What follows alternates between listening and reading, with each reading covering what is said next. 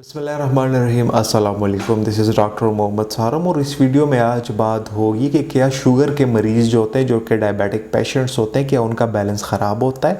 ख़राब होता है तो क्यों होता है, कैसे होता है और इसके लिए इसको चेक करने के लिए हमें क्या करना चाहिए। तो इन्हीं चीज़ों पर आज हम बात करेंगे।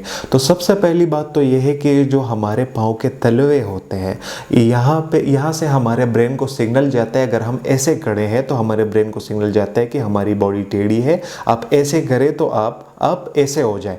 तो ये सिग्नल जो हमारे ब्रेन को सेंड होता है, इसको ये कंप्रोमाइज़ हो जाता है। तो हमारे ब्रेन को प्रॉपर सिग्नल नहीं मिलता और जब सिग्नल नहीं मिलता तो फिर हमारा बैलेंस ख़राब हो जाता है। इसको पेरिफेरल न्यूरोपैथी भी कहता है मेडिकल टर्म में। अच्छा, इसमें होता यह है, इसको अब चेक कैसे करें। तो इसमें सबसे पहली बात तो यह है कि आपने आंखें बंद करके खड़े हो जाना है और अपने आप को ऑब्जर्व करना शुरू कर देना है कि आपकी बॉडी ज़्यादा हिल डुल तो नहीं रही।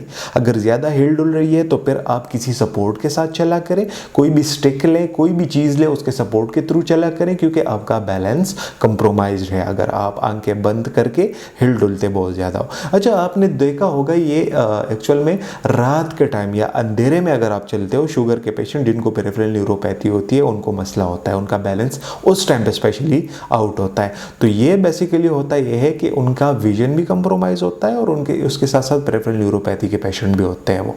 अच्छा, इसके अलावा इसका एक और तरीका भी है, आप अपने घर में स्ट्रेट लाइन ड्रॉ करें और उस पे आप चलने की कोशिश करें। अब आपने चलना कैसे है, तो आपने एक पाँव यहाँ रख देना है, दूसरा पाँव उसके आगे रखना है, ये पाँव फिर उसके आगे रखना है। तो ऐसे उसमें पैटर्न में आपने चलना होता है। अगर आप ऐसे चल सकते हो और आप बहुत ज़्यादा गिरते भी नहीं हो और बहुत गिरते भी नहीं हो एक साइड पे, या आप हिलते डुलते भी बहुत ज़्यादा नहीं हो, तो इसका मतलब है कि आपका बैलेंस ठीक है, आपको पेरिफेरल न्यूरोपैथी नहीं है। और अगर आप बहुत ज़्यादा हिलते डुलते हो या गिर रहे हो तो इसका मतलब ये है कि आपका बैलेंस कंप्रोमाइज्ड है। अच्छा, इसके अलावा जो भी पेरिफेरल न्यूरोपैथी के पेशेंट्स होते हैं उनको चाहिए कि वो टाइट जूता ना पहने। वो जब टाइट जूता पहनते हैं तो उनको पता भी नहीं चलता, मतलब जूता उनके पाँव में होता है तो उनको पता नहीं चलता, क्योंकि उनकी सेंसेशन वीक होती रहती है।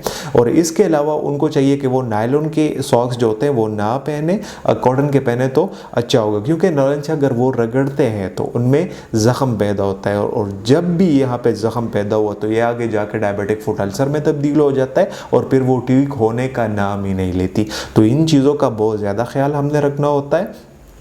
ये अगर यहाँ पे इससे फिर आगे जाके बहुत ज़्यादा बड़ी बड़ी बीमारियाँ बनती है। फॉर एग्जांपल, अगर पेरिफेरल न्यूरोपैथी के बंदे हैं या डायबिटिक फुट के बंदे हैं, डायबिटिक फुट अल्सर उनको हो जाता है, तो सबसे पहले तो मैं आपको ये बता दूं कि अगर आपके पाँव पे रेड स्पॉट्स आ रहे हैं या आपको लग रहा है कि ये जगह ज़ख्मी होने वाली है, तो उसका इलाज उसी टाइम से शुरू करें। इन चीज़ों का ख्याल आपने बहुत ज़्यादा रखना होता है, क्योंकि अगर यहाँ पर ज़ख़म बन गया और वो ज़ख़म फिर आगे जाके और बढ़ता गया और ठीक होने का फिर ये बाज़ औक़ात नाम ही नहीं लेता है। स्पेशली उस कंडीशन में जब शुगर कंट्रोल में ना हो, शुगर ज़्यादा हो, तो फिर ये ठीक नहीं होता और ये आगे जाके इतना सीवियर हो सकता है कि बाज़ औक़ात हमें फिर टांग भी काटनी पड़ सकती है, हमें एम्पुटेशन भी करनी पड़ सकती है। और ये बाज़ औक़ात ये इतना सीवियर हो जाता है कि थोड़ा सा कट हो जाता है, फिर इन्फेक्शन फैलता है, फिर कट हो जाता है। तो इसी तरह ये जाता है और ये टांगों तक ये इन्फेक्शन फैल जाती है और फिर हमें और भी